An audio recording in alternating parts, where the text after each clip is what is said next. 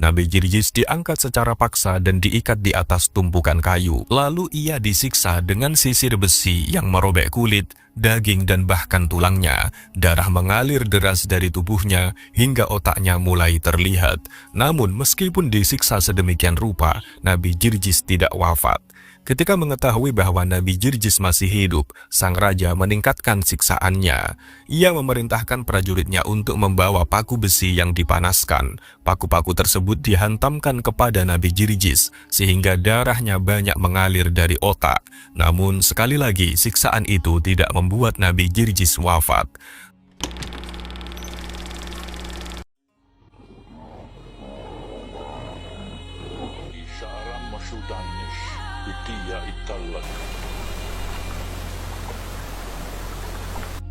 Enkidu sya'aram masyudanish itia ittallaku kalumat. Nabi yang wajib diketahui dan diyakini oleh orang Islam berjumlah 25 nabi. Namun, walaupun nabi yang wajib diketahui hanya 25, tetapi jumlah seluruh nabi yang ada sepanjang masa lebih dari itu. Dalam kitab Qatrul Ghois karya Syekh Nawawi Al-Bantani, disebutkan bahwa jumlah seluruh nabi adalah 124.000, termasuk nabi yang akan kita bahas pada kesempatan kali ini. Para ahli sejarah seperti Wahab bin Munabbih, yakni seorang pemuka tabi'in dan ahli sejarah, dan Imam Ad-Dohak, beliau menyebutkan bahwa Nabi Jirjis hidup pada masa fatrah antara Nabi Isa bin Maryam dan Nabi Muhammad SAW. Beliau merupakan salah satu murid Hawariyun atau pengikut Nabi Isa dan tinggal di Mosul, Irak. Hal ini didasarkan pada sebuah bangunan masjid bersejarah yang dibangun pada abad ke-14 di Mosul, yang sengaja didirikan untuk menghormati Nabi Jirjis. Namun, masjid tersebut dihancurkan oleh ISIS dalam suatu serangan pada Juni 2014. Nabi Jirjis terkenal dengan kesolehan dan kedermawanannya, tetapi beliau harus merahasiakan dan menyimpan keimanannya karena daerah tempat tinggal beliau dikuasai oleh raja kafir yang menyuruh rakyatnya untuk keluar dari agama Nabi Ibrahim dan menyembah berhala. Mosul atau tempat tinggal Nabi Jirjis saat itu dipimpin oleh raja tiran dan diktator yang bernama Dazanah. Dalam riwayat lain, namanya adalah Dazianah. Dia menguasai berbagai daerah dari Syam hingga Mesir. Dia adalah penyembah berhala dan memaksa seluruh rakyatnya untuk menyembah berhala dan keluar dari agama Nabi Ibrahim. Bagi mereka yang enggan melakukan perintahnya akan disiksa dengan berbagai macam siksaan seperti dimasukkan ke dalam kobaran api yang besar, dikelupas dagingnya, dan dilubangi kepalanya, kemudian dituangi kuningan yang meleleh. Mengetahui hal itu, Nabi Jirjis geram dan tak tahan untuk menghentikan aksi Dazanah.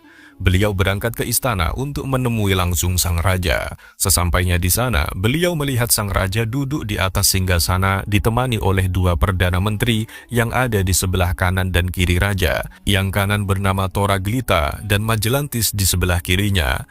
Di antara protokol tetap raja, ketika ada orang duduk di hadapannya, Dazanah akan memaksa orang itu untuk keluar dari agama Nabi Ibrahim, memerintahkan untuk bersujud kepada berhalanya yang bernama Avalon, dan menyiksa orang yang berani menentang perintah itu. Ketika Nabi Jirjis berada di hadapan raja, beliau langsung menolak mentah-mentah perintahnya dan mengatakan, "Wahai raja, dengarkanlah aku. Aku akan menasihatimu, jangan marah sebelum engkau memahami ucapanku. Setelah itu terserah engkau, lakukanlah apapun yang engkau inginkan." Sang raja diam dan mau untuk mendengarkan nasihat Nabi Jirjis. Lalu Nabi Jirjis melanjutkan perkataannya, "Ketahuilah bahwa engkau adalah seorang hamba yang dimiliki. Engkau memiliki Tuhan yang menciptakan langit dan bumi serta isinya. Dia menciptakanmu dan memberimu rizki. Begitu juga semua makhluk. Patung yang engkau buat dan berdirikan itu, lalu kau anggap sebagai Tuhan. Itu bukan Tuhan, melainkan hanya batu yang dipahat. Dia tidak bisa mendengar, melihat, dan tidak bisa memberi manfaat kepadamu, bahkan kepada dirinya sendiri, karena batu tidak bisa melakukan apa-apa. Terimalah nasihatku, buang berhala itu, sembahlah Tuhan yang menciptakanmu. Sesungguhnya Allah Subhanahu wa Ta'ala Maha Penolong." Mendengar hal itu, sang raja marah dan berkata, "Memangnya siapa kamu? Berani sekali engkau menghina Tuhanku." Nabi Jirjis menjawab, "Aku adalah salah satu hamba Allah.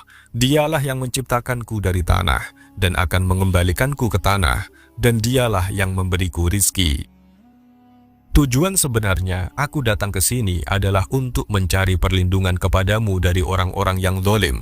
Akan tetapi setelah aku mendatangimu, aku melihatmu menyembah selain Allah, menyiksa orang-orang yang tidak bersalah, dan engkau menjauhkan mereka dari agama Allah. Ingat, engkau akan mati, kemudian engkau dihidupkan lagi oleh Allah untuk dihisap dan diberi balasan. Raja Dazanah pun murka. Engkau harus dihukum karena telah menghina agamaku dan menentang perintahku. Tetapi aku tidak akan menghukummu sekarang. Aku akan memberimu kesempatan untuk memikirkan tawaranku, dan aku akan memberimu nasihat sebagaimana engkau memberiku nasihat.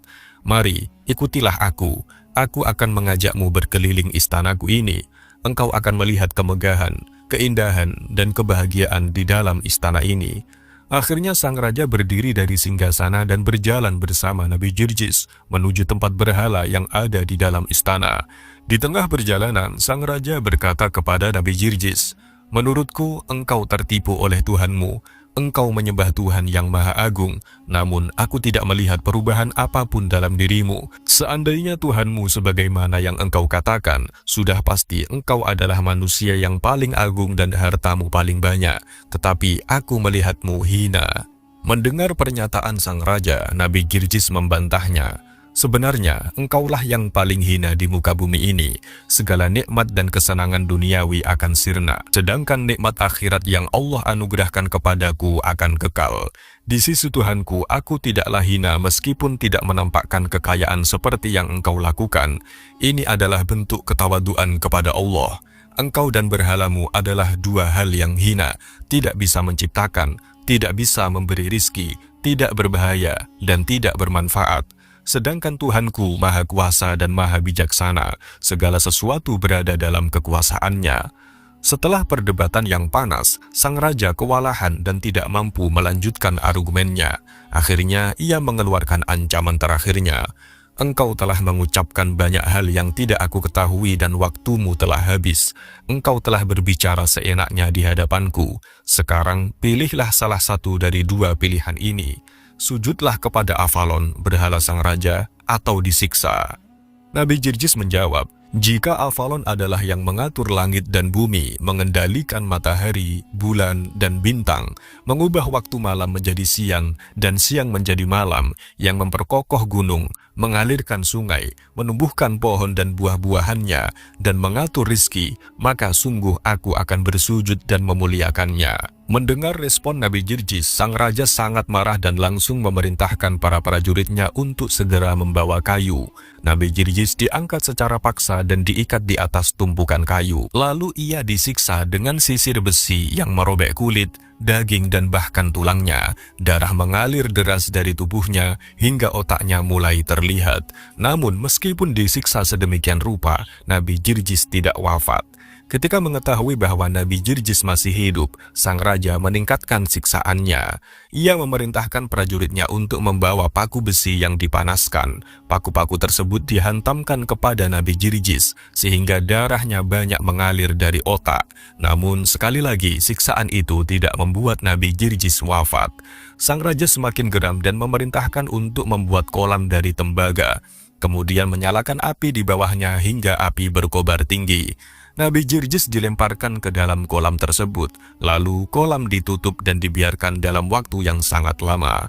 Namun hal yang tidak terduga terjadi. Nabi Jirjis tidak hanya selamat, tetapi juga tidak merasakan sakit atau terluka sedikit pun. Sang raja tercengang dan mulai merasa lelah setelah mencoba berbagai bentuk siksaan yang tidak berdampak apapun. Dalam kebingungan dan keputusasaannya, ia akhirnya bertanya, "Bagaimana mungkin engkau tidak merasakan sakit secuil pun?" Nabi Jirjis menjawab, "Aku sudah memberitahumu bahwa Tuhanku menghilangkan rasa sakit dari siksaanmu, agar hal itu menjadi pelajaran bagimu bahwa tidak ada seorang pun yang mampu menanggung rasa sakit siksaanmu kecuali orang yang Allah beri pertolongan." Meskipun harus mengalami siksaan yang sangat pedih, Nabi Jirjis tetap teguh dalam menyampaikan ajarannya dan mengajak orang-orang ke jalan yang lurus. Karena itu, sang raja sangat khawatir rakyatnya akan terpengaruh dan mengikuti ajaran Nabi Jirjis.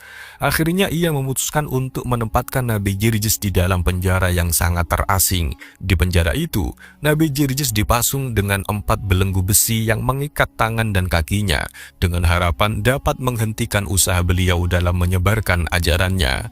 Namun, pada malam harinya, terjadi hal yang tak terduga. Allah mengutus malaikat untuk melepaskan 4 belenggu besi dari kaki dan tangan Nabi Jirjis, serta memberinya makan dan minum. Setelah melaksanakan perintah Allah, malaikat itu berkata, "Bersabarlah dan bergembiralah, karena Allah mengutusmu sebagai nabi, dan kedudukanmu di sisi Allah seperti Nabi Yahya bin Zakaria yang syahid di tangan kaumnya. Allah mengujimu dengan musuhmu, Raja Dazianah, selama 7 tahun. Engkau akan dibunuh sebanyak 70 kali. Setiap kali engkau dibunuh, Allah akan mengembalikan ruhmu ke jasadmu, dan itu akan menjadi bukti bagimu bahwa engkau adalah seorang nabi. Pada kematian yang ke-70, Allah akan mewafatkanmu, menyempurnakan kemuliaan dan pahala atas apapun yang telah menimpamu. Janganlah putus asa, karena Allah menyertaimu dimanapun engkau berada."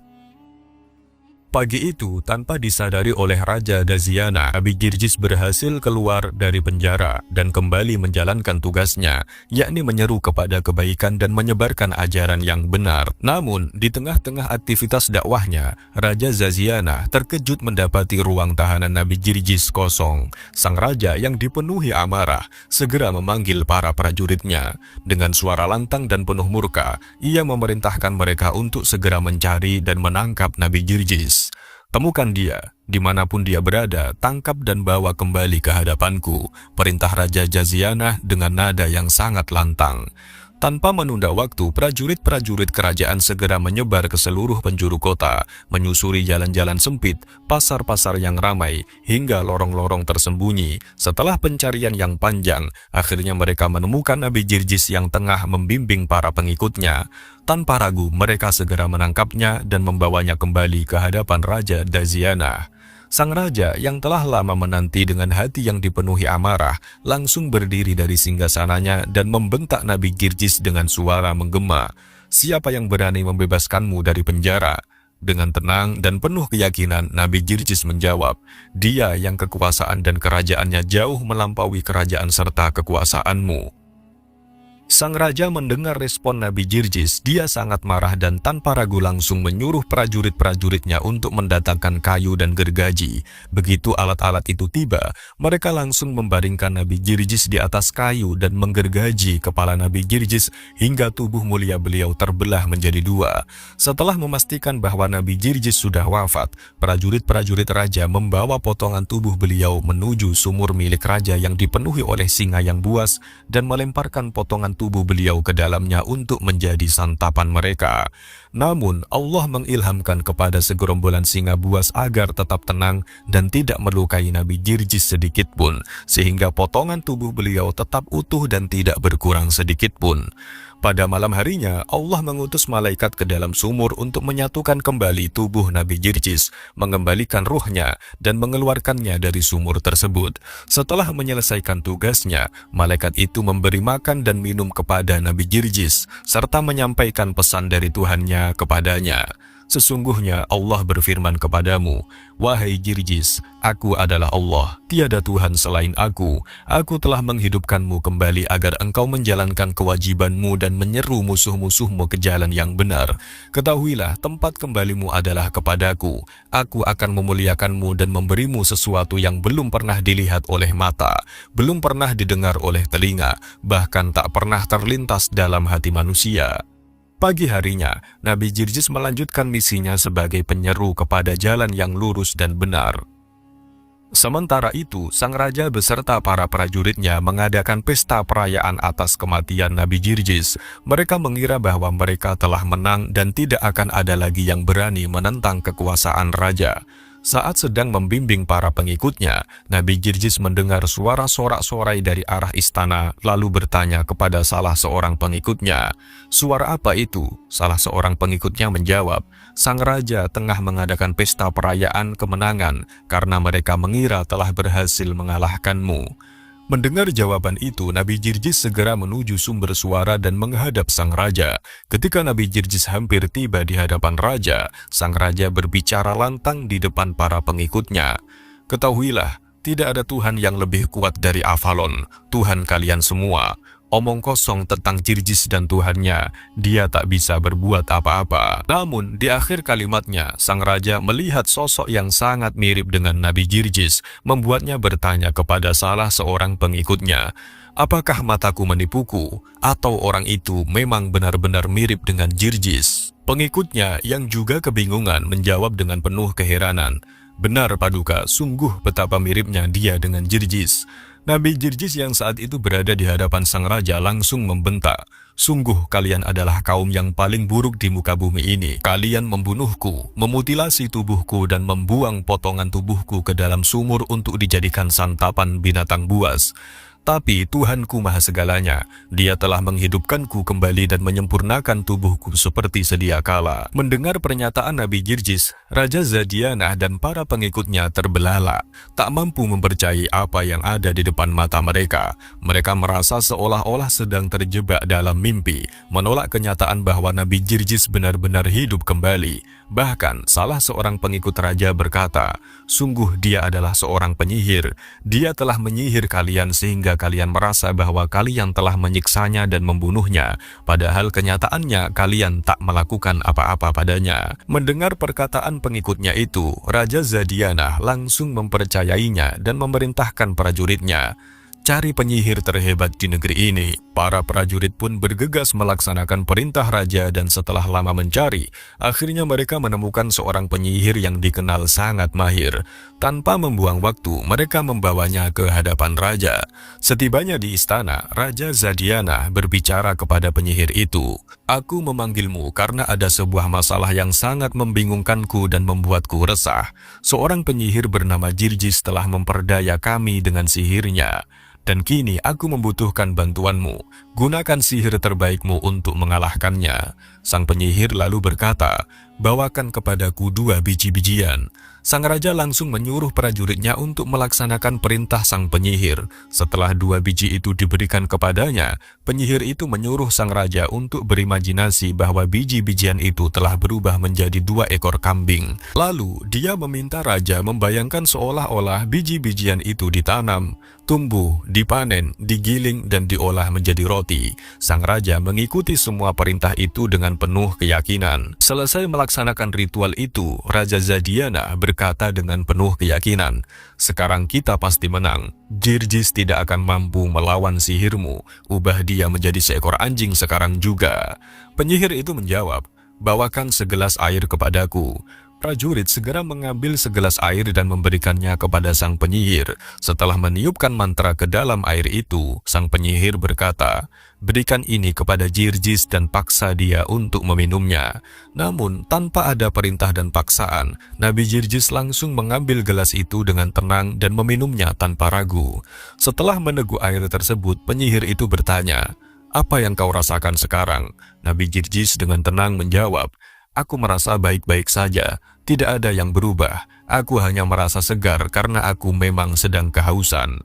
Kebingungan melanda seisi istana, termasuk penyihir itu. Dengan wajah heran, ia berkata, "Bagaimana mungkin sihirku tidak pernah gagal sebelumnya?" Nabi Jirjis tersenyum dan menjawab, "Allah melindungiku dari segala gangguan yang kalian coba timpakan kepadaku." Mendengar nama Allah disebutkan, penyihir itu tampak terkejut. Ia berkata, "Sungguh, jika engkau memintaku untuk mengalahkan semua raja di muka bumi, aku akan melakukannya dan sihirku akan berhasil. Tetapi di hadapan Tuhan yang Maha Kuasa dan tidak terkalahkan, aku tidak bisa berbuat apa-apa. Kalian telah bersikap sombong dan menolak kebenaran. Mulai saat ini, aku beriman kepada Nabi Jirjis." Salah satu pengikut Nabi Jirjis yang kebetulan hadir di istana segera angkat bicara. Sungguh kalian telah salah mengira Nabi Jirjis sebagai seorang penyihir. Seorang penyihir tidak bisa menghindari kematian dirinya sendiri. Bukankah kemarin kalian telah membunuh Nabi Jirjis?" Penyihir itu mengangguk setuju. Benar apa yang dikatakannya, Nabi Jirjis bukanlah seorang penyihir. Lalu dengan suara rendah, sang penyihir berkata kepada Nabi Jirjis, "Tuan, aku memohon pertolonganmu. Ada seorang perempuan tua dari Syam yang datang kepadaku meminta bantuanku untuk menghidupkan kembali sapi mudanya yang telah mati. Namun, aku tidak bisa melakukannya. Mungkin engkau dapat membantunya." Setelah mendengar permohonan itu, Nabi Jirjis menyuruh sang penyihir untuk memanggil perempuan tua tersebut agar datang sendiri kepada Nabi Jirjis. Setelah sang penyihir membawa perempuan tua tersebut ke hadapan Nabi Jirjis memberikan tongkatnya dan berkata, "Bawalah tongkat ini dan pukulkan tongkat ini kepada sapimu, niscaya sapimu akan hidup kembali." Perempuan tua itu berkata, "Jarak dari sini ke Syam sangatlah jauh. Kurasa sebelum aku sampai ke sana, persendian sapiku telah hancur." Nabi Jirjis berkata, "Jika engkau mendapati persendian sapimu telah hancur, itu bukanlah sebuah masalah. Bawa tongkat itu dan pukulkan ke sapimu, niscaya Allah akan menghidupkan sapimu kembali." Tanpa ragu, sang perempuan tua pulang ke Syam sambil membawa tongkat yang diberikan Nabi Jirjis. Setelah sampai ke rumahnya, dia langsung memukulkan tongkat tersebut dan mendapati sapinya hidup kembali dengan izin Allah. Nabi Jirjis yang saat itu berada di istana Raja Zadianah berkata, "Apakah penyihirmu mampu melakukan itu?" Mendengar pertanyaan Nabi Jirjis, sang penyihir langsung menanggapinya sendiri. "Sungguh tidak akan bisa, dan hal itu merupakan suatu yang mustahil bagi para penyihir. Aku bersaksi tiada Tuhan selain Allah yang bisa menghidupkan sesuatu yang sudah mati dan maha segalanya." Sang raja yang masih duduk di singgasananya sangat geram dan marah menyaksikan sendiri sang penyihir yang mulai menunjukkan bahwa dia berpihak pada Nabi Jirjis. Sang raja berkata, "Betapa cepat Jirjis menyesatkanmu. Berani-beraninya engkau percaya kepada Jirjis." Sang penyihir membantah Raja Zadianah, "Nabi Jirjis tidak menyesatkanku, karena sejatinya tiada Tuhan selain Allah. Orang-orang yang mengikuti beliau adalah orang-orang yang berada dalam kebenaran." Sang raja tak lagi mampu menahan gejolak amarahnya. Dengan wajah penuh kebencian, dia memerintahkan prajuritnya, "Potong lidah penyihir itu, bunuh dia agar orang-orang tidak terpengaruh olehnya, karena pengaruhnya begitu besar dan banyak yang mempercayainya." Tanpa menunda, prajurit-prajurit kerajaan segera melaksanakan perintah kejam itu. Sang penyihir yang telah menyatakan keimanannya kepada Allah dan membenarkan Nabi Jirjis dibungkam dan dibunuh secara brutal. Namun meski tubuhnya tak lagi bernyawa, berita tentang keimanannya segera menyebar ke seluruh pelosok negeri.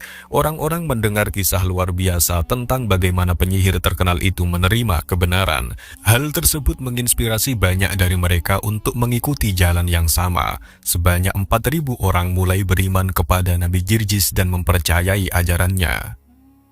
Raja Zadianah yang mendengar bahwa rakyatnya mulai berbondong-bondong memeluk ajaran Nabi Jirjis menjadi semakin murka. Dengan suara penuh amarah, ia kembali memerintahkan prajuritnya, "Tangkap semua orang yang beriman kepada Jirjis, bunuh mereka semua tanpa terkecuali."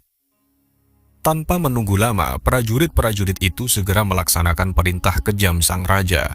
Mereka menangkap setiap orang yang diketahui telah beriman kepada Nabi Jirjis dan membawa mereka ke istana. Di sana, tanpa belas kasihan, para pengikut Nabi Jirjis dibunuh satu persatu dengan cara yang keji dalam upaya untuk memadamkan agama Allah yang semakin bersinar di tengah-tengah wilayah kekuasaan sang raja. Salah satu pengikut Nabi Jirjis yang menyaksikan kekejaman luar biasa yang menimpa 4.000 orang beriman, mendekati Nabi Jirjis dengan hati penuh keheranan. Dengan suara lembut ia bertanya, "Wahai Nabi Jirjis, mengapa engkau tidak memohon kepada Tuhanmu agar dia menyelamatkan mereka? Demi hidup mereka, engkau akan semakin kuat dalam menyebarkan kebenaran." Nabi Jirjis menatapnya dengan tenang lalu menjawab, "Allah berkehendak untuk memasukkan mereka ke dalam surga dan mengistirahatkan mereka dari dunia yang penuh duka dan luka. Kehidupan akhirat yang penuh kedamaian itu lebih membahagiakan mereka daripada hidup di dunia yang fana ini. Aku tak bisa ikut campur dalam urusan Tuhanku, karena Dia mengetahui apa yang terbaik bagi hamba-hambanya." Orang-orang yang berpihak kepada Raja Zadianah semakin geram terhadap Nabi Jirjis. Salah satu dari mereka, seorang menteri bernama Majelantis, yang selalu berdiri di samping kiri sang raja, angkat bicara dengan sinis.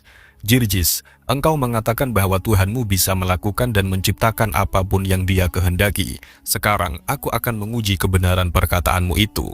Apakah benar atau tidak? Majelantis menunjuk ke salah satu sudut ruang istana. Lihatlah 14 kursi di sana. Nabi Jirjis dengan tenang menjawab, ya, aku melihatnya. Majelantis melanjutkan, di depan 14 kursi itu terdapat papan dan talam. Mohonlah kepada Tuhanmu agar Dia mengembalikan semua yang ada di sana menjadi pohon yang berdaun dan berbuah.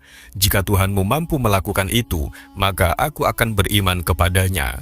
Nabi Jirjis menatap Majelantis dengan tatapan teduh, lalu berkata, sesungguhnya Tuhanku bisa melakukan apapun yang Dia kehendaki. Namun, aku tidak tahu apakah Dia akan berkehendak menumbuhkan pohon-pohon itu sesuai permintaanmu.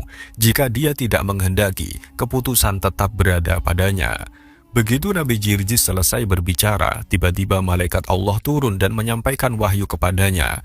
Malaikat itu berkata, wahai Jirjis, apapun yang engkau mohonkan kepada Tuhanmu, Dia pasti akan mengabulkannya. Nabi Jirjis pun segera berdiri, menunaikan sholat 2 rakaat, lalu berdoa dengan penuh kekhusyuan.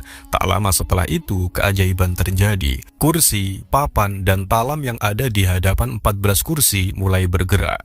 Di hadapan mata semua yang hadir, benda-benda itu berubah menjadi pohon-pohon yang rimbun, berdaun lebat dan dipenuhi buah-buahan segar.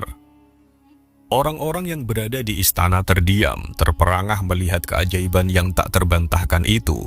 Namun Majelantis dengan hati yang semakin keras, tetap menolak untuk beriman. Dengan nada sinis ia berkata, sungguh dia hanyalah seorang penyihir.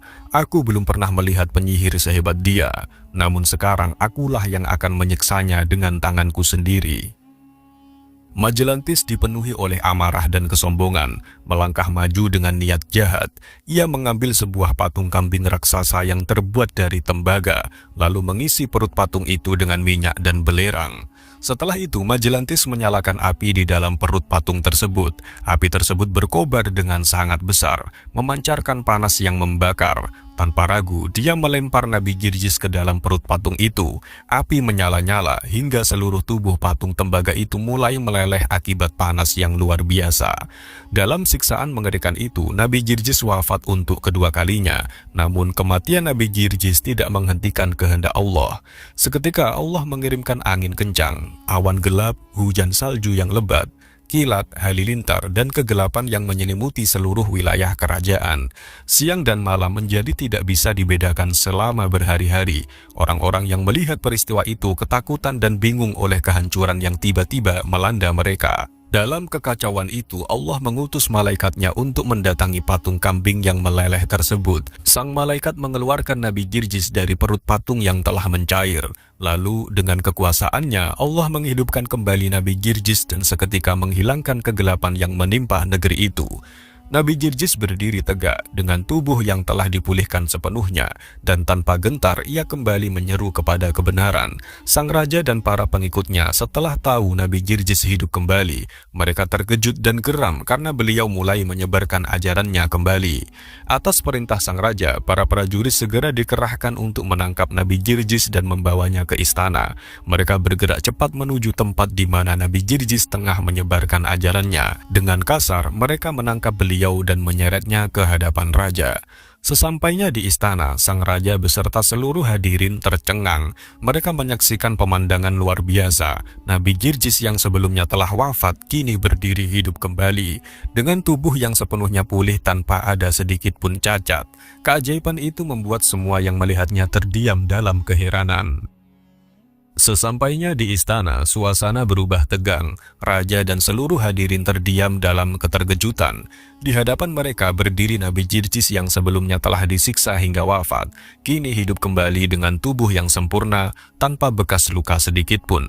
Keajaiban ini membuat semua yang menyaksikannya terperangah, tak mampu berkata apa-apa.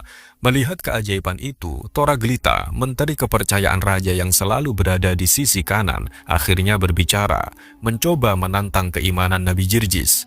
Ia berkata, "Wahai Jirjis, jika benar Tuhanmu memiliki kekuasaan yang tiada tanding, mohonlah kepadanya untuk menghidupkan kembali raja-raja kami yang telah lama wafat. Tulang belulang mereka telah hancur dan tak tersisa. Jika Tuhanmu dapat membangkitkan mereka, aku akan beriman kepadamu." Nabi Jirjis dengan penuh keyakinan menjawab tantangan tersebut. "Aku akan berdoa kepada Tuhanku, katakan padaku, di mana kuburan para rajamu?" Toraglita menjawab, mereka dikuburkan di dalam sebuah gua di salah satu gunung di wilayah ini.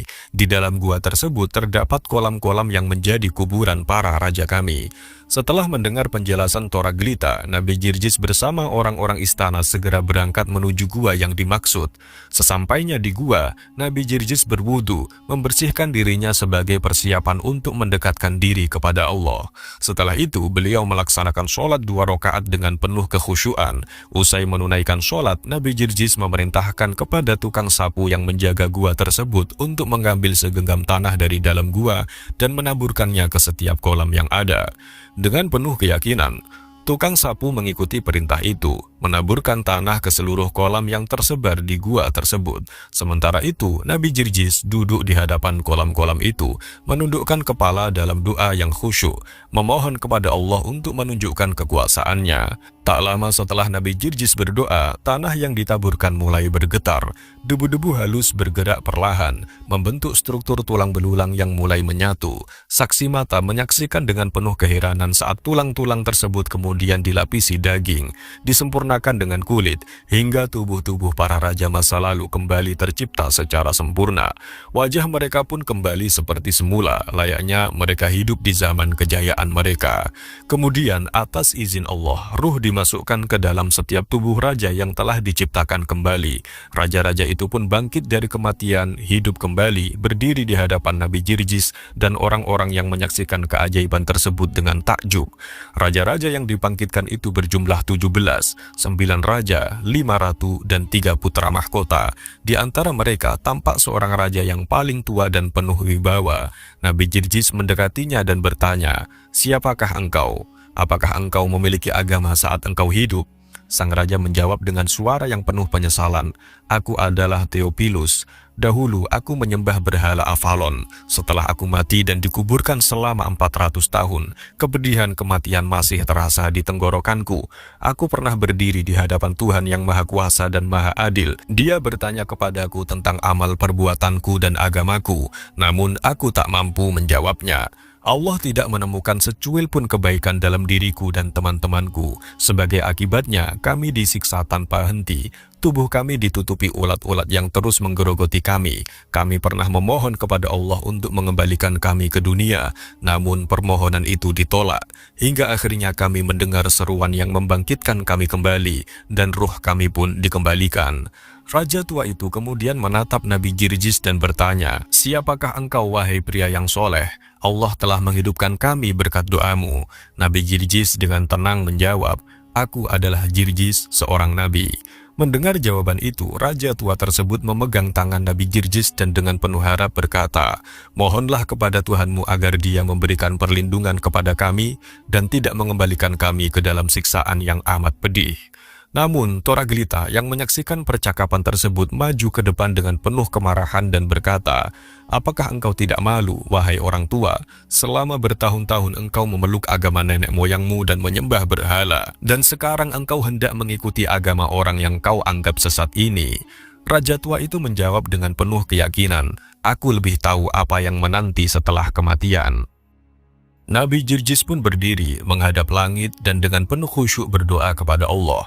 Kemudian beliau menghentakkan kakinya ke tanah, dan seketika itu juga mata air yang jernih memancar dari tempat tersebut. Nabi Jirjis lalu memerintahkan mereka semua untuk mandi dan berwudu agar menjadi suci. Setelah mereka selesai melaksanakan perintah tersebut, Nabi Jirjis berkata, "Ucapkanlah bahwa tiada Tuhan selain Allah." Serentak mereka semua melafalkan kalimat tersebut dengan khusyuk. Kemudian Nabi Jirjis menghentakkan kakinya ke tanah sekali lagi, dan dengan izin Allah mereka wafat kembali. Lalu ruh mereka dikembalikan ke kuburan mereka masing-masing. Meski beragam keajaiban telah ditunjukkan oleh Nabi Jirjis di hadapan seluruh penghuni istana, tak satu pun dari mereka yang beriman kepadanya. Sebaliknya, seorang dari mereka bahkan berkata dengan penuh sinis, "Engkau hanyalah seorang penyihir, Jirjis. Engkau hanya menyihir pandangan kami, sehingga kami menyangka engkau telah menghidupkan orang-orang mati, padahal tidak ada satupun yang benar-benar terjadi. Kita harus menyiksa Jirjis hingga mati dengan tidak memberinya makan." Mendengar usul ini, mereka segera menangkap Nabi Jirjis dan membawanya ke sebuah tempat terpencil. Beliau diasingkan di sebuah gubuk sederhana yang dihuni seorang nenek tua yang pikun dan putranya yang buta, tuli, lumpuh, serta bisu. Di rumah itu hanya ada kayu-kayu penopang yang sudah kering, tanpa persediaan makanan atau minuman dari kerajaan. Setibanya di gubuk tersebut, Nabi Jirjis bertanya pada si nenek, "Apakah engkau memiliki makanan?" Sang nenek menjawab, "Aku hanya memiliki sedikit makanan, itu pun hanya cukup untuk anakku. Aku sendiri sudah tidak makan selama 10 hari. Namun jangan khawatir, aku akan keluar mencari sedikit makanan." Setelah nenek tua itu pergi, Nabi Jirjis berdoa kepada Allah memohon makanan. Saat itu juga dengan kekuasaan Allah, tiang kayu yang menopang rumah tersebut mulai tumbuh segar, menghijau dan segera berbuah, menumbuhkan semua buah-buahan. Sang nenek yang baru kembali dari mencari makanan, terkejut dengan apa yang ia lihat dengan mata kepalanya sendiri. Ia berkata, "Aku beriman kepada Tuhanmu yang tiada Tuhan selain Dia." Menyaksikan mukjizat itu, nenek tua tersebut memohon kepada Nabi Jirjis agar beliau menyembuhkan putranya yang buta, tuli, bisu, dan lumpuh. Dengan belas kasih, Nabi Jirjis menyetujui permohonan itu. Beliau meludahi mata dan telinga anak tersebut, dan dengan izin Allah penglihatannya menjadi terang dan pendengarannya pulih. Sangatlah gembiranya ibu itu dengan putranya.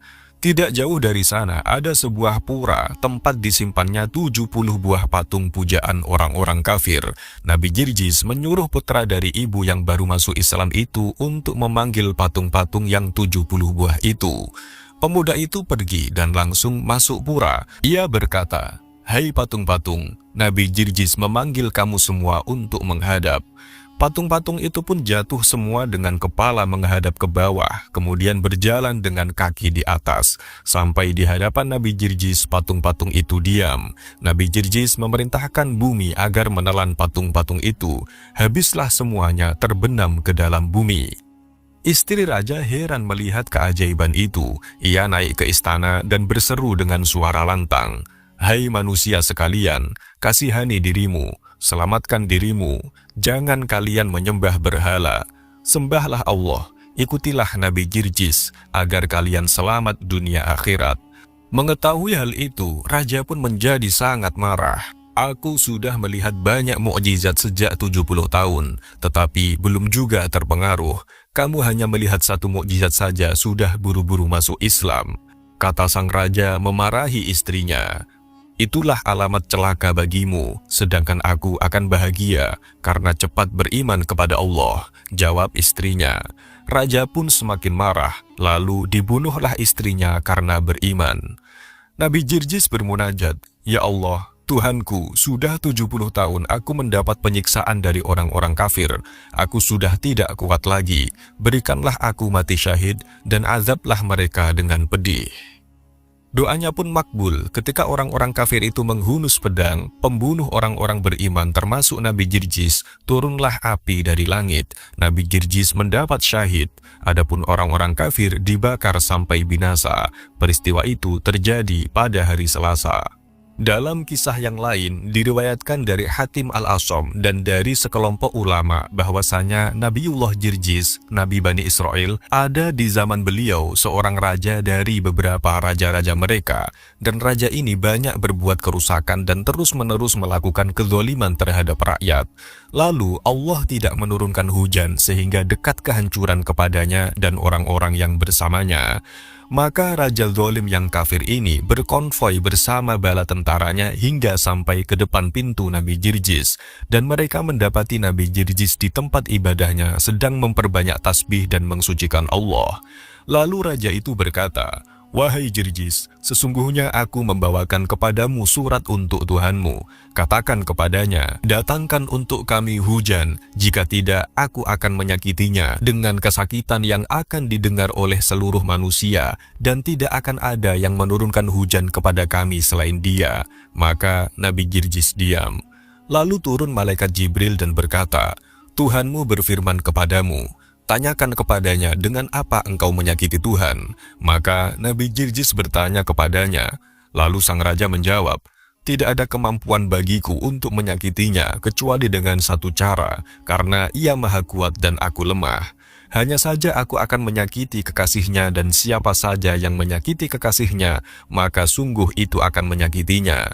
Kemudian Jibril datang lagi dan berkata, wahai Jirjis, katakan kepadanya, jangan engkau lakukan, maka kami akan mendatangkan hujan untukmu.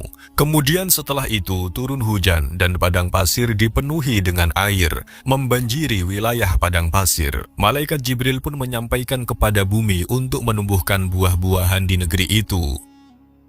Maka tumbuhlah tumbuh-tumbuhan dan buah-buahan yang tidak ada yang seperti itu sebelumnya. Ketika raja melihat itu, maka ia kembali kepada Nabi Jirjis, dan beliau tetap berada di tempat ibadahnya. Maka Nabi Jirjis keluar menemuinya dan berkata, hei kamu, apalagi yang kamu inginkan dari kami? Jangan engkau sibuk dengan hartamu atas kami. Nabi Jirjis khawatir kalau dibawakan surat yang lain yang isinya meminta sesuatu yang aneh di dalam ucapannya. Maka raja berkata, wahai Nabi Allah, aku tidak datang untuk berperang, sesungguhnya aku datang sebagai orang Islam, dan sungguh telah terbuka pandangan yang lemah dan buta. Sesungguhnya siapa yang melakukan kebaikan bersama musuhnya karena untuk kekasihnya, wajib untuk mengsujudkan dahi akan keagungannya. Dan sesungguhnya aku ingin berdamai agar transaksiku mendapatkan keuntungan, dan telah nampak bagiku sekarang rahasia tauhid.